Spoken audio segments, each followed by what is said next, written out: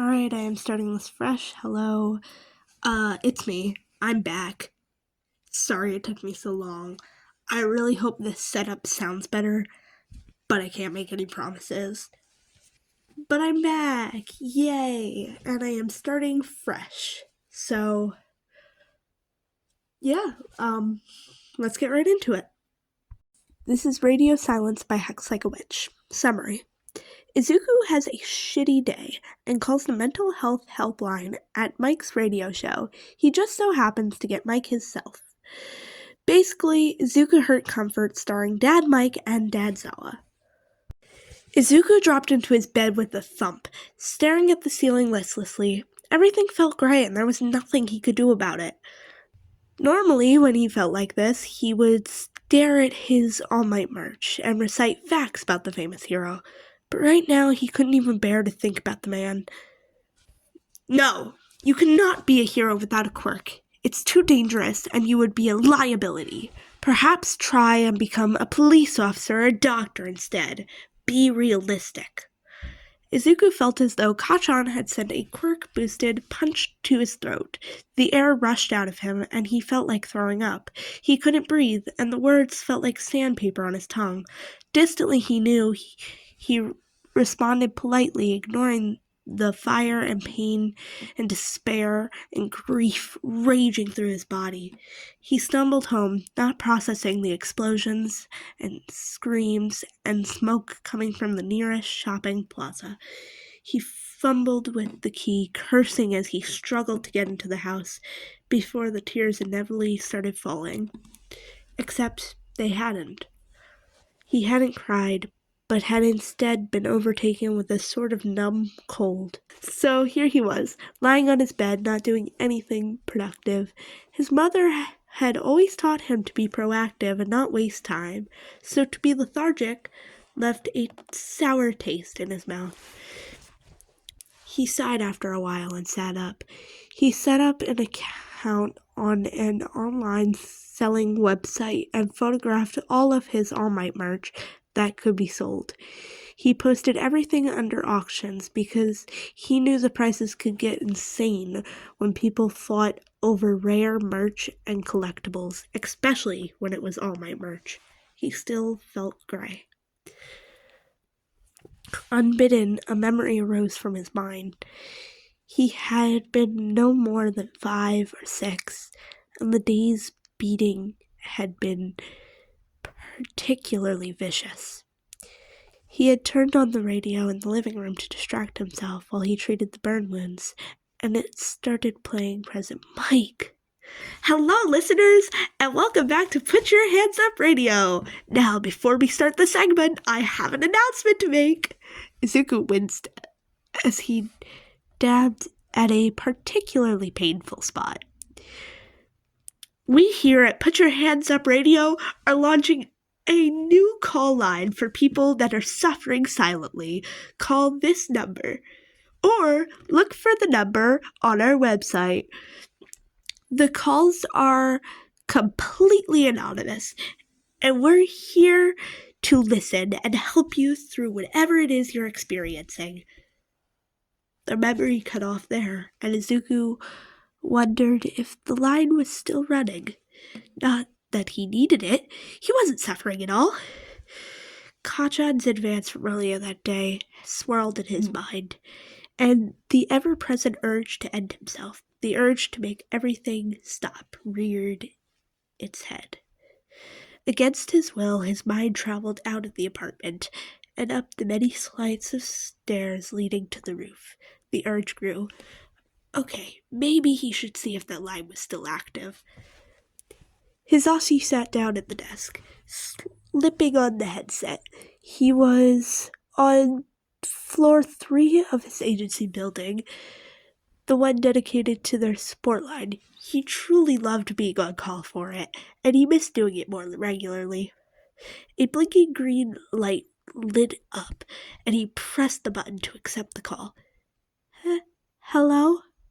The voice was young, depressingly young. Hey, I'm Hisashi.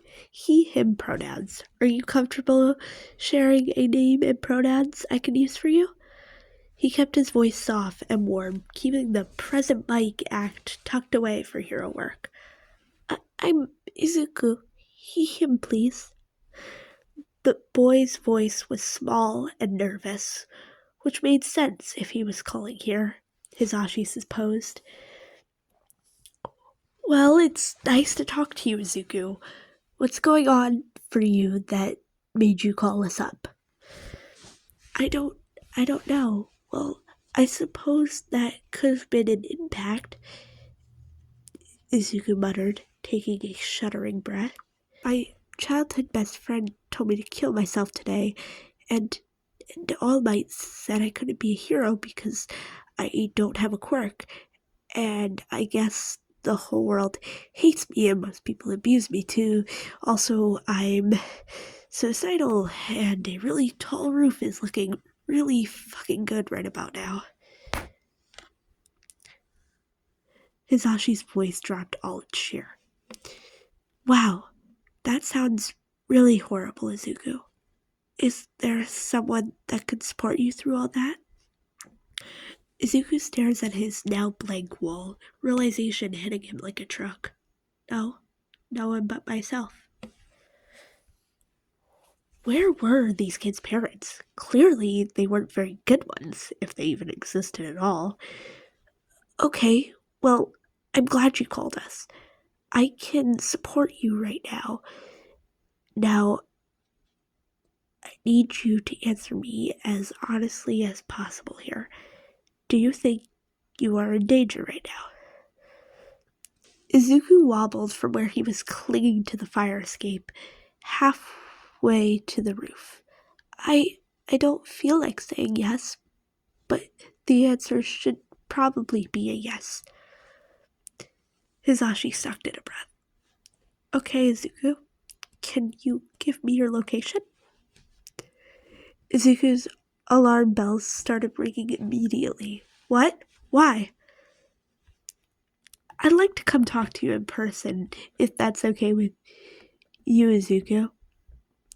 It was against protocol, but Hisashi owned this place, damn it. He could break protocol if he wanted. Hisashi was thankful he wasn't in costume as he climbed the fire escape of the old building. The leather would have been a nightmare, not to mention that the recognition wasn't what he needed right now. When he got to the roof, he spotted a kid sitting on the edge. Izuku? The boy straightened and moved over to lean against the AC unit in the middle of the roof. I'm surprised you actually came. Hisashi walked over to the unit as well, sitting against it, though a reasonable distance away from the kid. I said I would, didn't I? Izuku looked over at him and froze. Everything all right, Izuku? Izuku appeared to go through a series of intense emotions before settling on something calculated and intelligent. You're here as your civilian persona, rather than present Mike, aren't you? He didn't pause long enough for Hisashi to answer. It makes sense. Most people wouldn't feel comfortable talking about their issues to a pro hero, not to mention the fact that you portray present Mike as not particularly intelligent and a tad immature. Most people wouldn't think you could help them much if you came as present Mike. Also, I suspect you like the anonymity of using your civilian persona. Shit, he was completely right. How is he so accurate? Wow, that was really impressive, Izuku. A little bit scary if I'm being honest, but impressive all the same. Izuku reeled back as if he'd been hit, covering his mouth and curling up instinctually. I'm sorry, I didn't mean to, I'm sorry, I'll stop, I'll be quiet, I'll be good. Hisashi put a hand on his shoulder, snapping him out of his panic. I'm sorry if I said something wrong, I didn't mean to scare you. There isn't any reason for you to apologize, and speaking your thoughts isn't something you need to apologize for. I was caught off guard. but only because you were 100% correct in your analysis. You have an incredible talent. Izuku paused. You don't think it's creepy? Of course not, Izuku, Hisashi soothed. I think it's really cool that you can figure all that out. Is analysis a hobby of yours? Izuku nodded, brightening a little. Yeah, I love to analyze people and their quirks, especially pro-heroes. Oh yeah? Hisashi grinned. Have you ever analyzed me? Izuku nodded warily. Yes, I'm happy to get rid of it if it upsets you, though all of my notes are encoded for protection. Why would I want you to destroy something you clearly worked hard on and are proud of? Hisashi frowned. Izuku looked at the ground, twisting his fingers. Well, I started off analyzing my classmates, but when they found out, the school made me destroy it all. And people knowing your weakness could get you killed. That's why I code them to protect the heroes if a villain gets their hands on one of my notebooks. Though I do have a few notebooks on villains as well, in preparation for becoming a hero. Or they were for hero prep. Hisashi's brow furrowed in puzzlement. What changed? All Might said I couldn't be a hero, Izuku stated sadly. So, All Might is famous, yes, but he's just one person, and even he can be wrong. He's still human. But I'm quirkless, Izuku burst out. I'm useless and weak and pathetic, and I'll never beat the heroes with quirks. Izuku? Hisashi's heart ached for the young boy. Izuku, who told you that? Izuku froze, and his eyes widened. Everyone, he said softly. Everyone says that. Hisashi scowled, slammed the door, kicked his boots off, and grabbed some slime from his fidget basket. He sat down on the couch, pulled the green goop out of its tongue, yanking it apart roughly, taking vicious pleasure as it snapped and tore in the face of his ire. It took almost 15 minutes for him to calm down enough to regain the ability to talk.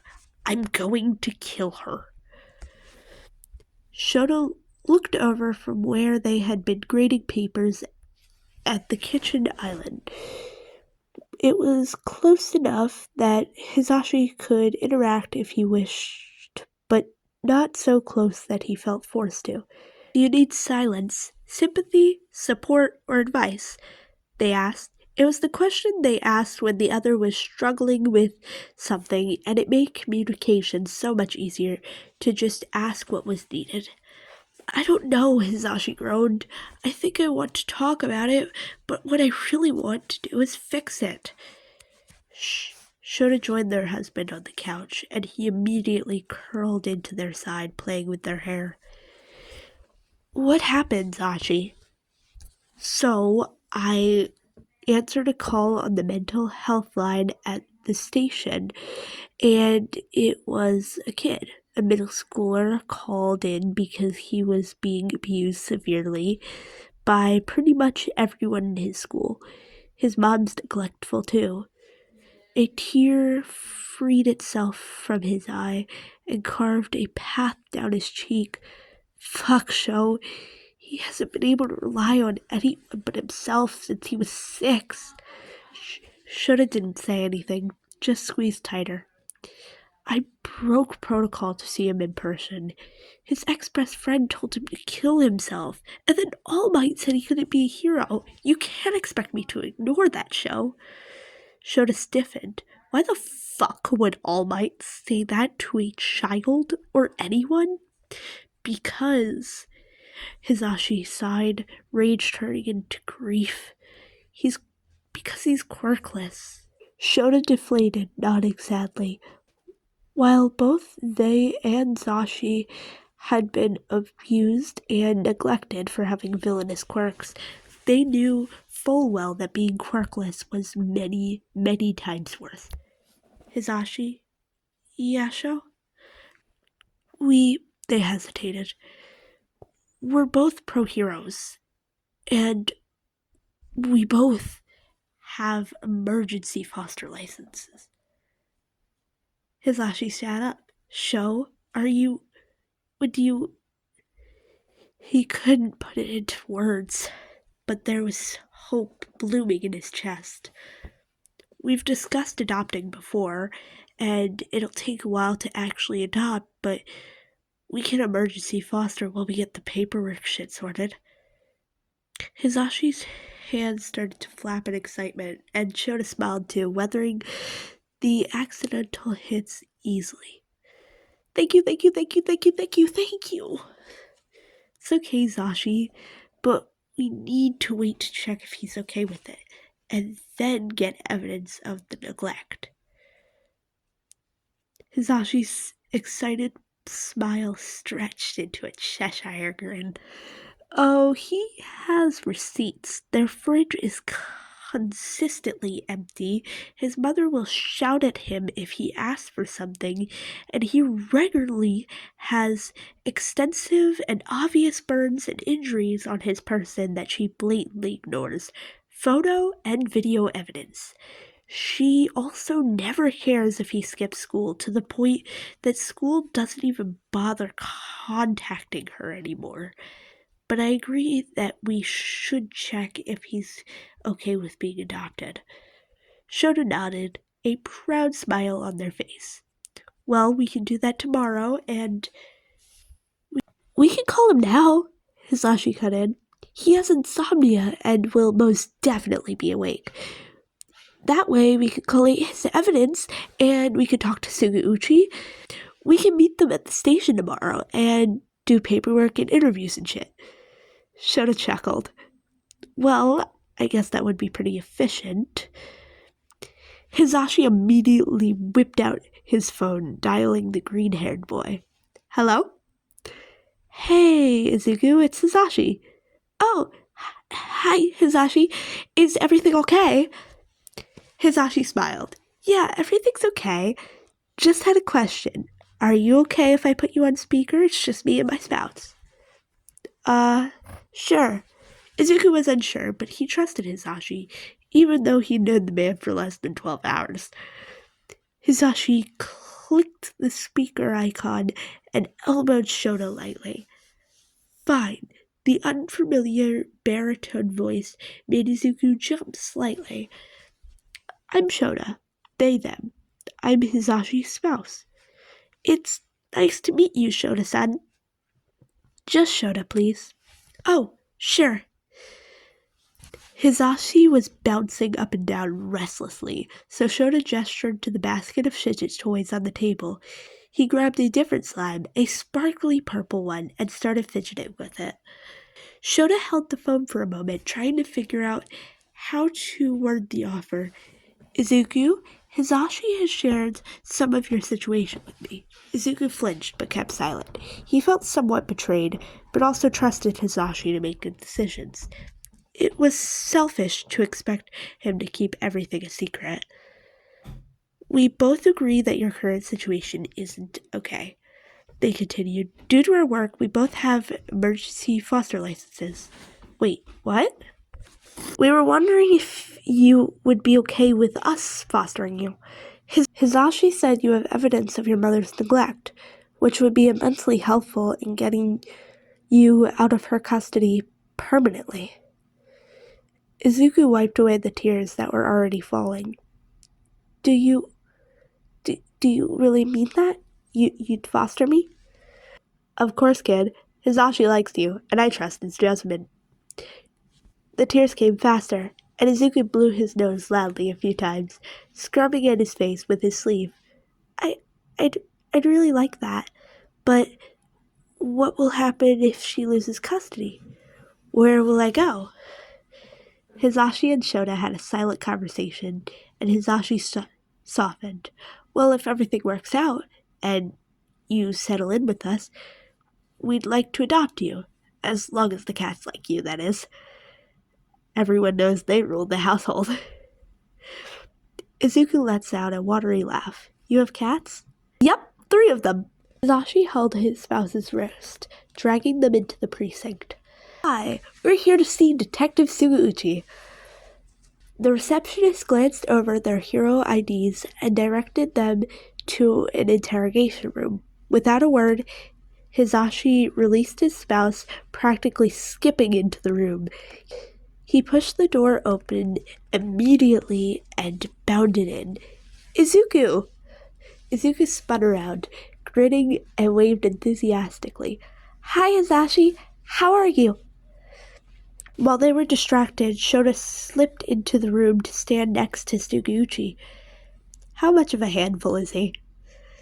The detective's face fell, and he downed the last of his coffee. I'm pretty sure he interrogated me. I had no idea how much I didn't know about my quirk until today. Shota smirked, well aware of Izuku's analysis. Hisashi had made sure of that. Oh my god, Eraserhead? Shota looked down at the shocked teen and grinned briefly, flashing their quirk. Sorry, did I forget to mention that? Izuku's mouth dropped open and he whirled to stare at Hisashi. Your spouse is Eraserhead? How did both of you forget to... His whole body was vibrating with excitement. He turned back to Shota, notebook in hand. I have so many questions. Does your quirk disrupt the quirk factor, or does it just block it within the person? It makes sense that it blocks it within the person, since mutant quirks aren't within the person and you can't erase them. In your fight against the Scarlet Cobra, you showed that your quirk works through glass and clear plastic. So why don't you make your goggles out of that? Then you don't need to worry about villains throwing sand or dust or other irritants in your eyes. You could also design a mister of sorts that dispenses eye drops within the goggles. Then you'd be able to use your quirk for longer. Does it work through live feed security cameras? What happens if you activate your quirk while looking in a mirror? Does your hair float because you have a secondary minor telekinesis quirk? It would then also make sense you can use your capture weapon, but no one else seems to be able to, even though it's such an effective weapon. Then again, it could be quirk treated and linked to your DNA.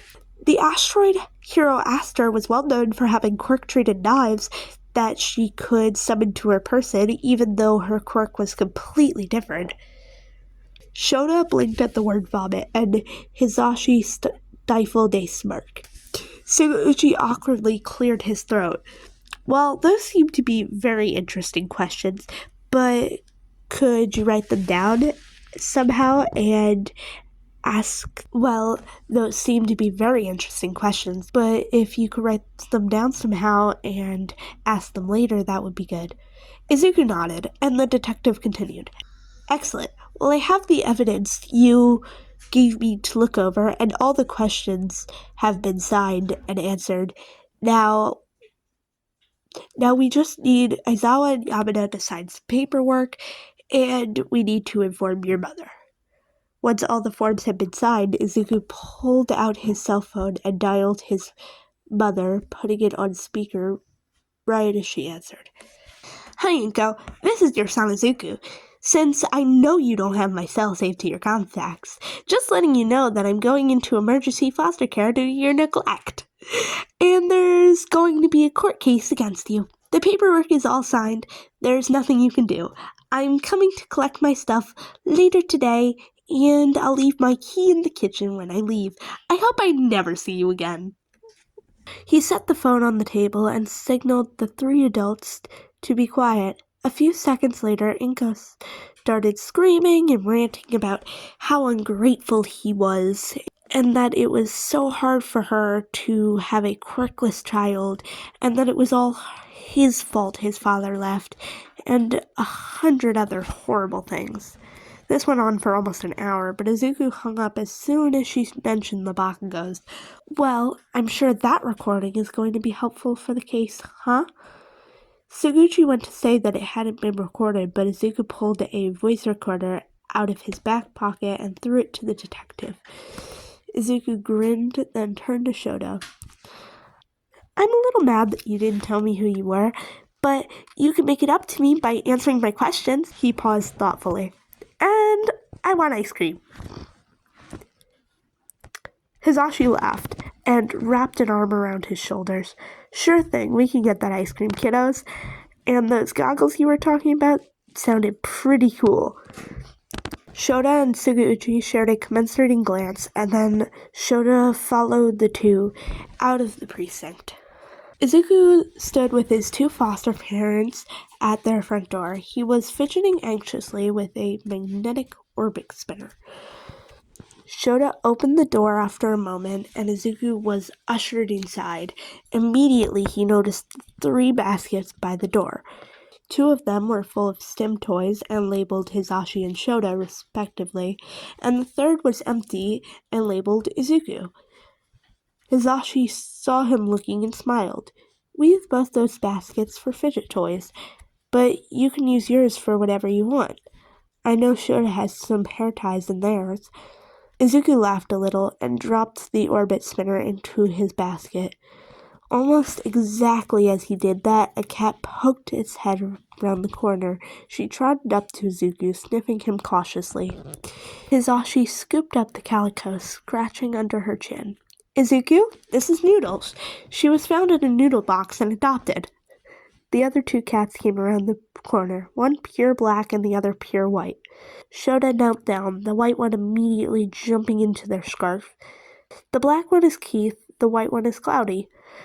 They glanced at the faded Polaroids framed on the wall for a moment before lazing a hand through Cloudy's fur. Hisashi grinned. Izuku, who named which cat and where did they come from? Well, Noodles and Cloudy were named by Shota, and Keith was named by you. Shota found Noodles after a long patrol, and their tired brains saw a cat and went mine.